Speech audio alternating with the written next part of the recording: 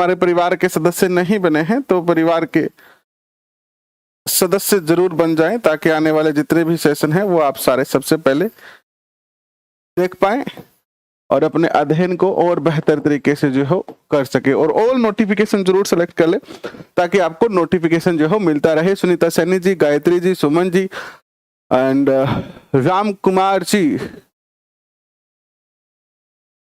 कैसे हैं आप सभी?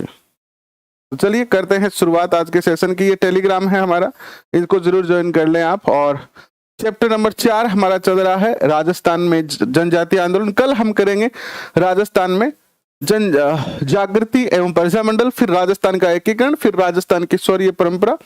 इस तरीके से इस चैप्टर को अपन जो है पूरा कर देंगे। तो इसके अंदर हम कितना कर चुके हैं देखिएगा। जनजातीय आंदोलन में हम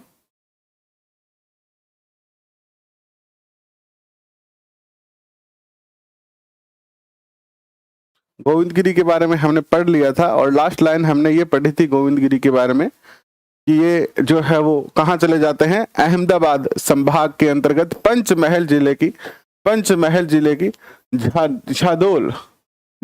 झालोद नामक गांव में रहने लगते हैं। यानी क्वेश्चन आपसे पूछा जाएगा, लास्ट सेशन में हमने चर्चा की थी कि आपसे क्वेश्चन पूछा जाएगा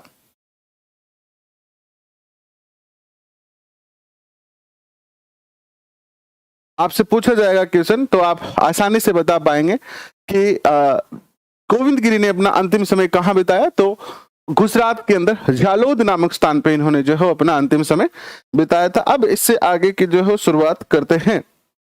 तो देखिए इसके बाद क्या होता है, भील आंदोलन समाप्त नहीं होता है। गोविंद गिरी का जो आंदोलन था उसको अंग्रेजों ने कुचल दिया। गोविंद गिरी जो है वो वापस जो है गुजरात चले जाते हैं और वहां पर जो है वो वहां के लोगों के साथ जो है कार्य करने लगते हैं। इधर भील आंदोलन को आगे का जो नेतृत्व करते हैं वो कौन करते हैं, मोतीलाल तेजावत करते हैं।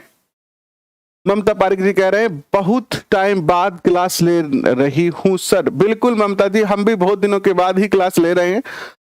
अमृत सिंह राठौर जी स्वागत, गुड आफ्टरनून, कैसे हैं? गंगानगर से आप। सुनीता पूनिया जी स्वागत आपका। घनश्याम जी, नितेश कुमार जी स्वागत आपका।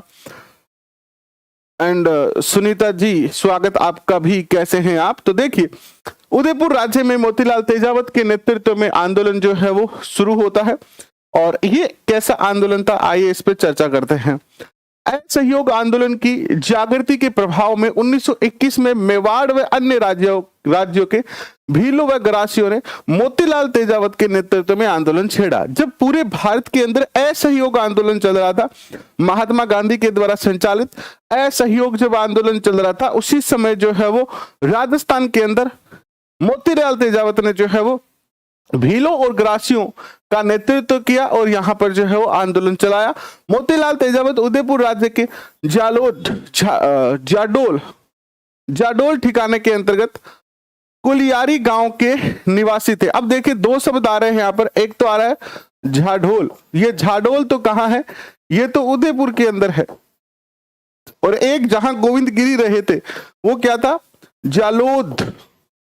ये जो है वो कहाँ है, गुजरात के अंदर है। याद रखना यहां पर कौन रहे थे, गोविंद गिरी।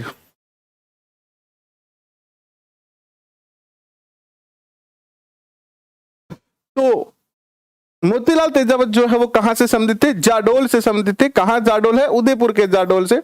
और ओसवाल बनिया थे ये, उन्होंने कुछ समय जाडोल ठिकाने में कामदार के रूप में कार्य किया और इसी दौरान वह इस ठिकाने के भीलों के संपर्क में आते हैं। जाडोल के जागीरदार के साथ कुछ मतभेद हो जाने के कारण ठिकाने की नौकरी इन्होंने छोड़कर परचून का व्यवसाय प्रारंभ कर दिया। परचून का व्यवसाय क्या होता है, यू नो अबाउट परचून। आपके मोहल्ले के अंदर, जैसे ये आपकी गली है ना, गलियां हमारे यहाँ ऐसी ही होती है। जैसे इस गली के कोने पर एक दुकान बनी होती है और इस दुकान के एक ये या फिर एक ये इसका दरवाजा है और इस दुकान में आप जाओगे तो आटा, नमक, मिर्च, गुटखा, सुपारी, पान, टॉफी, दूध, है ना, कोल्ड ड्रिंक, यानी जितना भी हमारे घर में सामान की आवश्यकता होती है वो सारा सामान आपको एक ही स्टोर पर मिल जाता है। और हमारे इधर एक परचून की दुकान थी पहले, हम जब छोटे थे, तो आपका अगर सर दर्द हो रहा है तो वहां से जाके आप टेबलेट भी ले सकते हैं, आपके कमर दर्द हो रहा है तो वहां पे जाके आप आयोडेक्स भी ले सकते हैं। और उस दुकान पर आपको ऑलमोस्ट सभी चीजें जो हमारी आवश्यकता की है वो सारी की सारी जो है मिल जाती है। इसे कहते हैं किराने की दुकान या परचून की दुकान। तो क्वेश्चन पूछा जाता है राजस्थान का कौन सा वो क्रांतिकारी था, या राजस्थान का कौन सा वो समाज सुधारक था, या राजस्थान का कौन सा व्यक्तित्व था जिसने अपने कार्य की शुरुआत एक परचून की दुकान से जो है की। तो ये जो थे वो कौन थे ये मोतीलाल तेजावत।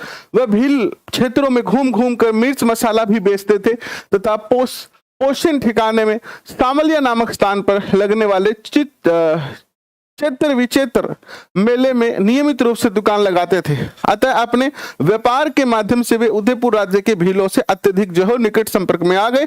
मोतीलाल तेजावत की समाज सुधार की गतिविधियों ने उन्हें भीलों के मध्य काफी ज्यादा जो है लोकप्रिय बना दिया। एक तो ये क्या थे, व्यापारी थे, क्योंकि इनकी दुकान थी। मान लो आपके मोहल्ले के अंदर जो दुकान कर रखा है जिस व्यक्ति ने, वो आपके मोहल्ले के बारे में पूरी तरह से जानकारी रखता है कि नहीं रखता, और आप भी सारे उनके नजदीकी, क्योंकि आप हम सबका हमारे मोहल्ले की शॉप वाले से क्या रहता है, संपर्क रहता है। हम आते जाते रहते हैं और आते जाते रहते हैं। इसके कारण क्या है, हम सबसे उनका एक जो है क्या है, लाइजन बना हुआ है, एक जो है वो जानकारी बनी हुई है।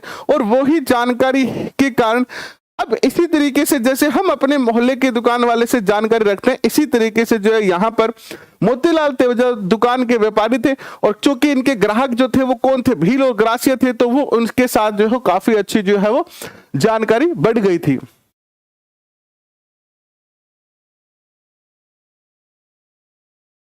इसके बाद देखिए क्या आता है, इसके बाद आता है कि एक ही आंदोलन का उद्देश्य राज्यों और जागीरदारों द्वारा किए जाने वाले भीलों पर सभी प्रकार के शोषण के विरुद्ध संयुक्त रूप से विरोध करना पड़ा। मोतीलाल तेजावत की गतिविधियों में झाडोल जागीर तक ही सीमित थी। तो क्वेश्चन पूछा जाता है कि मोतीलाल तेजावत ने जो है वो अपनी गतिविधियां कहाँ ज्यादा एक मुख्य रूप से एक्टिव थी, तो जाडोल जागीर के अंदर, किंतु उनका प्रभाव अन्य भील क्षेत्रों में भी तेजी से फैल रहा था।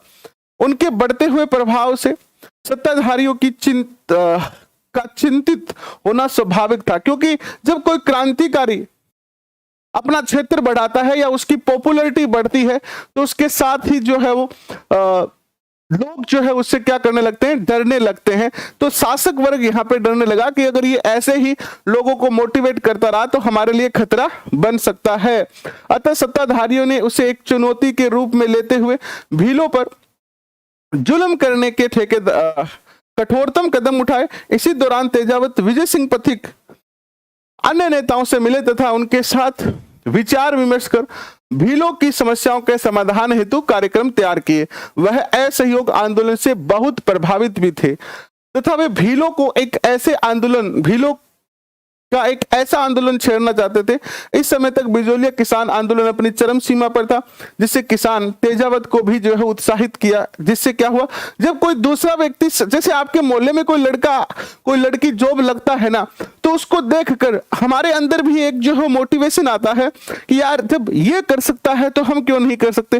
ठीक ऐसे ही हमारे जो क्रांतिकारी थे, जैसे बिजोलिया किसान आंदोलन काफी जो है वो पॉपुलर आंदोलन था, तो उस आंदोलन को देख देखकर पाकिस्तान के किसानों ने, वहां के नेताओं ने भी क्रांति करने का या आंदोलन करने का उनमें साहस आता रहता था और जुल्म के खिलाफ, शोषण के खिलाफ वो लड़ने के लिए तैयार रहते थे।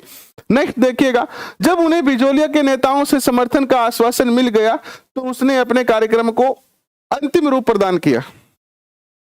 जुलाई 1921 में उन्होंने भीलों को करबंदी सहित असहयोग आंदोलन प्रारंभ कर दिया। ठीक है, 1921 में करबंदी यानी कर नहीं देना है। जाडोल का शासक या सामंत इस स्थिति से चिंतित हो गया एवं स्थिति को नियंत्रित में लाने के ध्येय से 19 अगस्त 1921 को मोतीलाल तेजावत को क्या कर लिया गया, गिरफ्तार कर लिया गया। ठीक है, तेजावत की गिरफ्तारी ने भीलों को और अधिक उत्तेजित कर दिया। अपने नेता को मुक्त कराने के लिए हजारों भील एकत्रित हो गए। भीलों के भारी जमावड़े ने तेजावत को मुक्त कराने हेतु ठाकुर को बाध्य कर दिया तथा इसके पश्चात क्या होता है। तेजावत को गिरफ्तार कर लिया। कहां के जाडोल के जो सामंत थे या जागीरदार थे उन्होंने। कक्षा 6, 7, 8 हमारे अतीत के अलावा 2 बुक और चलती है, सामाजिक और राजनीतिक जीवन, पृथ्वी हमारा आवास, उनके भी वीडियो डालोगे क्या। देखिए जो हमारे डाटा रीट के और ग्रेड सेकंड के लिए यूजफुल होंगे वो सारे सेशन हम आपके साथ करेंगे, ठीक है। वो सारे के सारे सेशन हम आपके साथ करने वाले हैं। तो जितना हमारे लिए काम का है, देखो अभी हमारा टारगेट केवल कंपटीशन एग्जाम फाइट करना है, तो हम वो डाटा करेंगे जो हमारे पेपर के दृष्टिकोण से क्या है, सही है। जो हमारे पेपर के दृष्टिकोण से सही नहीं है उसको अभी हम नहीं करेंगे। चलिए नेक्स्ट क्वेश्चन पे चलते हैं। तेजावत ने अपना आंदोलन और तीव्र कर दिया, ठीक है। अब तेजावत ने इसके बाद जेल से रिहा होने के बाद अपने आंदोलन को और तेज गति से जो है शुरू कर दिया।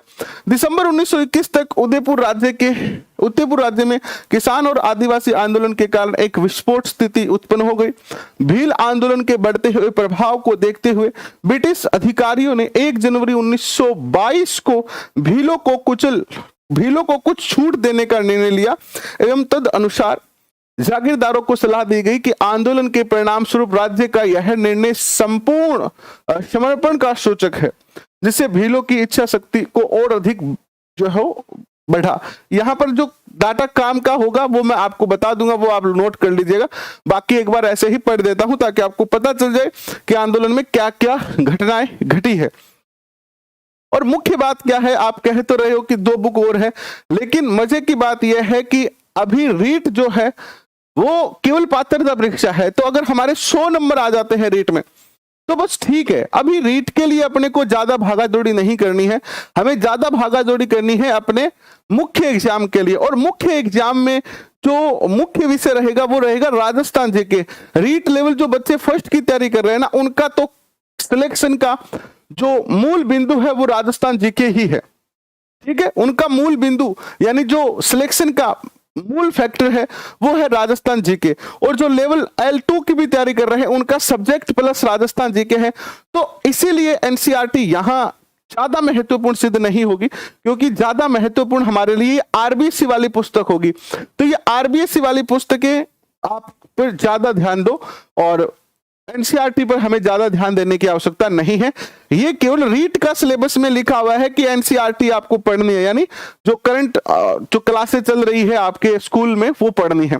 तो रीट के बाद रीट तो जो बच्चा पिछले एग्जाम में 100 नंबर लेके आया है, 110 नंबर लेके आया है, वो इस एग्जाम में आसानी से 100, 105, 195 या 90 तक नंबर लेके आ जाएगा।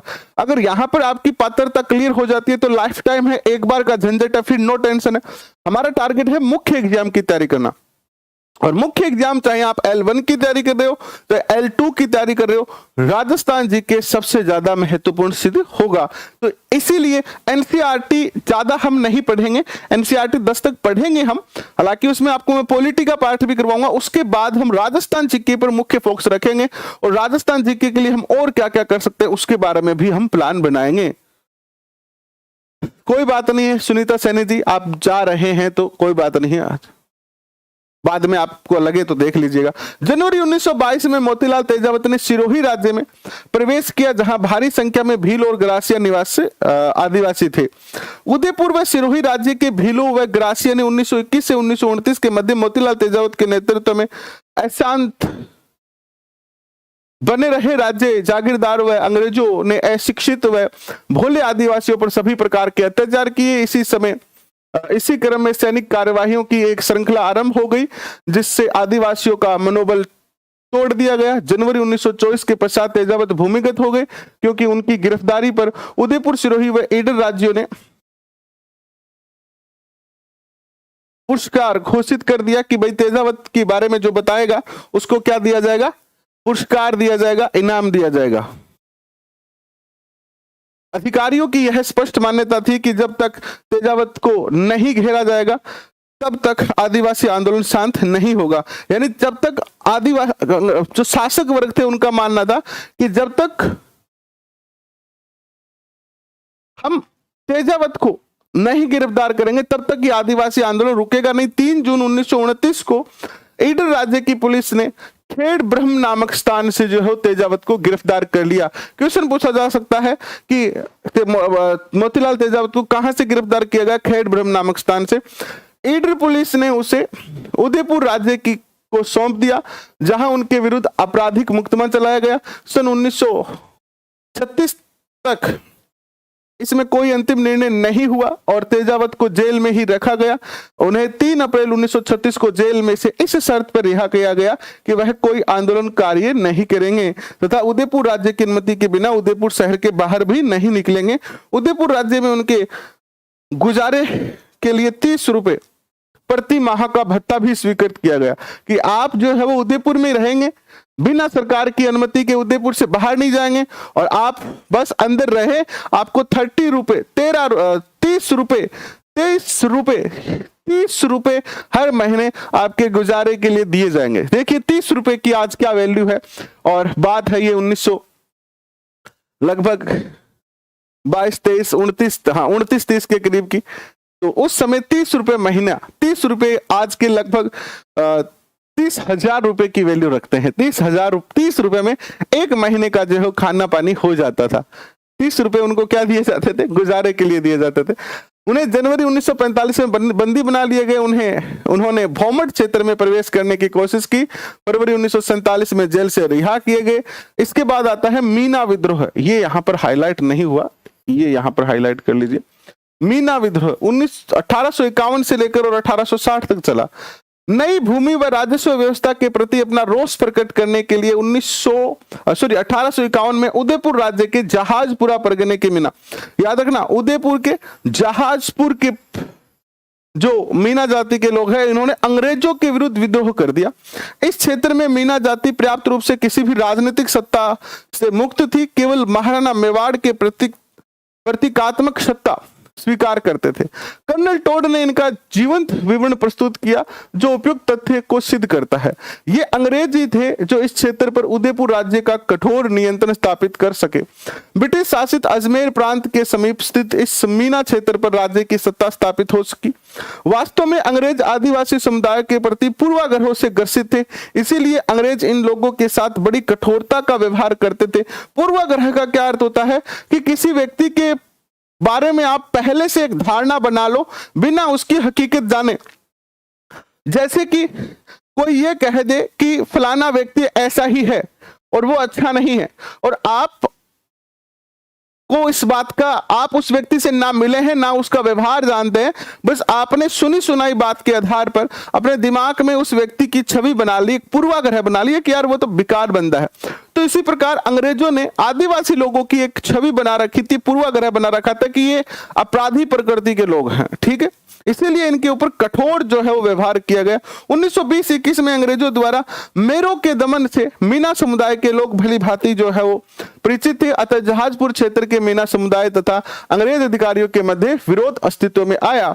मीना व भीलों के विद्रोह केवल अंग्रेजों के विरुद्ध ही नहीं बल्कि वे संबंधित रियासतों के विरुद्ध भी थे, जिनके माध्यम से अंग्रेज अपनी नीतियों को क्रियान्वित करवा रहे थे। महाराणा मेवाड़ 1951 में जहाजपुरा परगने में नया हकीम नियुक्त किए गए और नवनियुक्त हाकिम मेहता रघुनाथ सिंह परगने से धन कमाने में व्यस्त थे।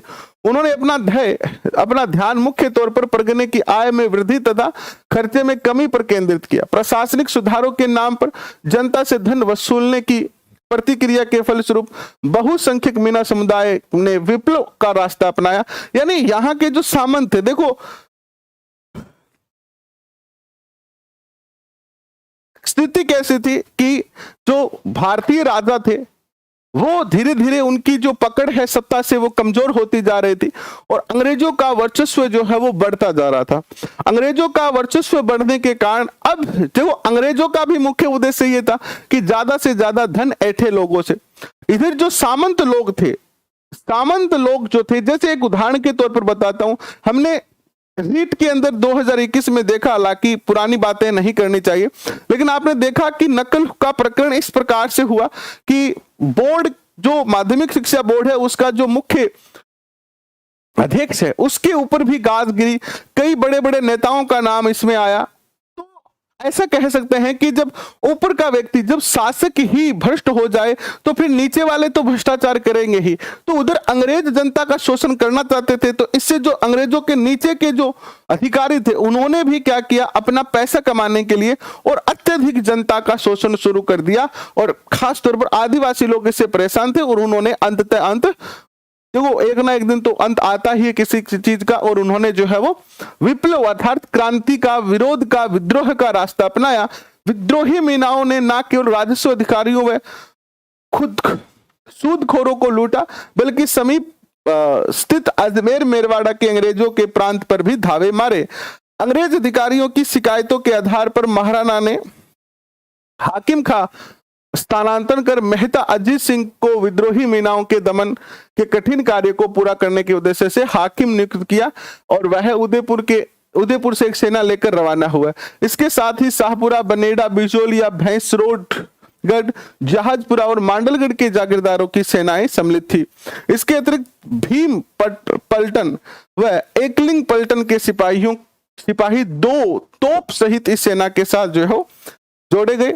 Agent to governor general in Rajputana के कहने पर जयपुर, टोंक, बूंदी राज्यों ने भी अपने राज्यों की सीमाओं पर चौकसी पक्की कर दी, जिससे जहाजपुरा के मीनाओं की अन्य राज्यों के मीनाओं द्वारा सहायता व समर्थन की संभावना को समाप्त किया जा सके। केवल जहाजपुरा के मीना लोगों को रोकने के लिए ऑलमोस्ट 5 से 6 बटालियन विथ तोप जो है वो आती है, ताकि इनको घेर के जो है वो इनका दमन किया जा सके, इनके आंदोलन का एंड किया जा सके।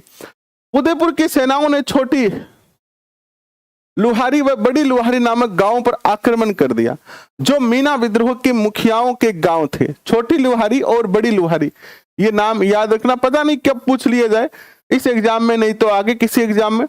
सेनाओं ने दोनों ही गांवों को नष्ट कर दिया तथा मीना सपरिवार मनोहरगढ़ और देवखेड़ा की पहाड़ियों की ओर जो है भागे। वहां उन्होंने रक्षात्मक स्थिति प्राप्त कर ली, और इसी बीच जयपुर, बूंदी, कोटा राज्य से तमाम प्रतिबंधों के उपरांत भी लगभग 5000 मीना लोग जहाजपुरा के मीनाओं की सहायता के लिए पहुंचे। उदयपुर की सेनाओं ने भरकस प्रयत्न किए, किंतु सघन झाड़ियों व पहाड़ी प्रदेश होने के कारण सैनिक कार्रवाइयों में अनेक रुकावटें उत्पन्न हो रही थी। इसीलिए इस सेना को कोई सफलता नहीं मिली और राज्य की सेना लगभग 57 सिपाही इस अभियान में जो है मारे गए। दिसंबर 1854 में agent to governor general in Rajputana, Mewar का पॉलिटिकल एजेंट व हाड़ौती का पॉलिटिकल एजेंट संयुक्त रूप से सेना भेजते हैं। मेवाड़, मारवाड़ और हाड़ौती 3 राज्यों के या 3 क्षेत्रों के जो पॉलिटिकल एजेंट थे अंग्रेजों के, उन्होंने संयुक्त रूप से सेना भेजी। किसके लिए? इन्हीं मीनाओं के लिए। और जहाजपुरा पहुंचे। जहाजपुरा व इटोदा में 1 महीने तक रुके रहे। जनवरी 1855 के अंत तक मीना विद्रोह इस सेना के समक्ष आत्मसमर्पण के लिए बाध्य हो गए। भविष्य में मीनाओं का सामना करने के उद्देश्य से फिर 1855 में जयपुर, अजमेर, बूंदी, मेवाड़ की सीमाओं पर स्थित देवली में एक सैनिक छावनी स्थापित की गई। मीनाओं पर नियमित निगरानी रखने के ध्येय से छावनी के आसपास पुलिस थाने भी स्थापित किए गए। इस प्रकार मीनाओं का विद्रोह जो हो दबा दिया गया। 1855 में देवली छावनी को नवगठित अनियमित सेना का मुख्यालय बनाया गया, जो 1857 से लेकर 1860 तक के दौरान 42वीं देवली रेजिमेंट अर्थात मीना बटालियन के नाम से भी जानी जाती है। 1921 में 42वीं देवली रेजिमेंट व 43वीं एरनपुरा रेजिमेंट को समाप्त कर दिया गया और उनके स्थान पर मीना कोर की स्थापना की गई। याद रखना, यह भी अच्छा क्वेश्चन है। मीना कोर की स्थापना कब की गई? 1921 के अंदर। देवली ने इस सेना का गठन राजस्थान में आदिवासियों के प्रति अंग्रेजों की नीति का विस्तार कहा जा सकता है। वास्तव में इस तरह की दमनात्मक उपायों का विस्तार आदिवासी समस्याओं का समाधान नहीं था, किंतु नवगठित अमानवीय व अपवित्र औपनिवेशिक व सामंती मेल द्वारा स्थापित राजनीतिक सत्ता से और कुछ आशा नहीं की जा सकती। पुनः जनवरी 1860 के अंदर जहाजपुरा के मीनाओं ने विद्रोह कर दिया। महाराणा ने 29 जनवरी 1860 को चंद सिंह के नेतृत्व में जहाजपुरा की ओर सेना भेजी, जिसमें गाढ़ोली के व लोहारी गांव पर आक्रमण किए गए। राज्य सेना ने गांव को लूटा और आगजनी की और भारी संख्या में मीनाओं को बंदी बनाया गया। 6 लोग तोप से उड़ा दिए गए और मीनाओं पर पुलिस थानों में अनियमित उपस्थिति थोप दी गई। इस प्रकार जहाजपुरा के मीनाओं ने विद्रोह को जो है अंत होता है। तो ये चैप्टर नंबर आपका 4 जो है कंप्लीट होता है। यहाँ पर थोड़ा सा स्टेज चले हैं ताकि ये चैप्टर कंप्लीट हो जाए, क्योंकि एक लंबा समय हो गया। ये यूनिट नंबर 4 हमारी पूरी नहीं हो रही थी। ऑलमोस्ट पूरा का पूरा जो है अप्रैल महीना इसी चैप्टर में चला गया, क्योंकि एक तो अप्रैल महीने पिछले महीने घर पे बहुत ज्यादा काम हो गए थे। जैसे आपको पता है कि थोड़ा चेजे बैठा हो काम करवा रहे हो, तो वह चक्कर में कि आप क्लास कौन कर पाया, और काफी लंबे समय के बाद जो है वो चैप्टर पूरा हुए है। लेकिन अब आप सारी क्लासा जो है वो नियमित तरीके से कर और 9वीं क्लास के बाद 10वीं 11वीं 12वीं क्लास भी कर आप ज्यादा जो फोकस रहना चाहिए वो राजस्थान जीके पर भी रहना चाहिए, क्योंकि राजस्थान जीके ही है जो आप सिलेक्शन को आधार बनेगो। बाकी जगह सब्जेक्ट है भी आप कवर कर सके, कहाँ पर राजस्थान जीके की बहुत ज्यादा बड़ो पार्ट है। तो कई बच्चा फोन करके आ भी पूछा हाँ कि सर थे ज्योग्राफी और पॉलिटी करवाओगे। देखो ज्योग्राफी के अंदर कुछ टॉपिक आपको रीट के तो सारे टॉपिक करवा देंगे ज्योग्राफी के अंदर, और सेकंड ग्रेड के जो है कुछ टॉपिक ही करा पाएंगे, और पॉलिटी जो है उसके सारे टॉपिक आपको करवाएंगे। एक एक टॉपिक वाइज करेंगे उसको हम। तो ये दोनों सब्जेक्ट भी हम जाते, पॉलिटी तो पूरा का पूरा 100% करवाएंगे, और ज्योग्राफी के कुछ टॉपिक करवाएंगे आपको जो जिस पे मेरी पकड़ ठीक है वो मैं आपको करवा दूंगा। प्लस शिक्षण मेथड आपको, यानी टीचिंग मेथड जो है, शिक्षण विधियां हैं वो आपको पूरी करवाएंगे।